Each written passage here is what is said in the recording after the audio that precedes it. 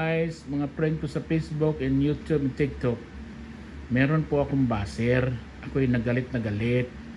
Sabi pa naman sa akin, caregiver, walang mga papel ang mga caregiver. Loko, nagkamali siya. Tapos ang caregiver daw, maliit lang ang sahod. Ayan, nag-withdraw ako kanina para lang ipakita ko sa kanya. Yan ang balance ko. I-times mo yan sa 57 o 58 na ngayon. Nag-withdraw lang ako ng $400. Nag-withdraw ako ng $400 para lang makita niya. O ngayon, ayan o. 5/24/24. Kanina tanghali ako nag-withdraw. See? Kasi kupal kang baser ka. Paano ngayon? Nagtumaya ako ng loto. Paano pag nanalo ako? Lalo akong yayaman. Ayan, kunti lang yan, oh. Ayan. Siya, minimum siya, nasa siya sa Amazon, pero 40 hours, sa 2 weeks, kinikita niya siguro 850 o 900.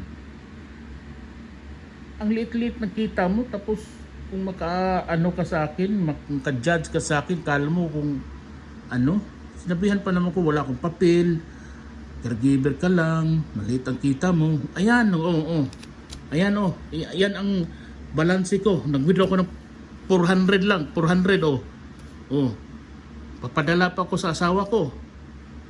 Yung pa-asawa ko. Ayan. Kupal nito. Kala mo, mag-asawan sila. Dito, bago lang ako sa lugar nito. Pero, kung makalait ba, yung mga kahusgan ng tao, maka-judgmental kayo. Maka-judge sa caregiver ka lang. Parang wala tayong karapatan mabuhay dito sa mundo. Ayan ang balance ko. Kasi print tayo sa Facebook, ayan, makikita mo yan. Kupal mo. Meron ka niyan, 27,393. Nag-withdraw ko ng 400. Siguro wala kang ganyang pira. Minimum ka lang. Bye-bye guys. Na-high blood ako Kasi mga taong mga ganyan, husgan ka kasi hitsura natin, caregiver nga, tapos parang nakakuan ba? Nakaloko. Ka maghusga ng tao.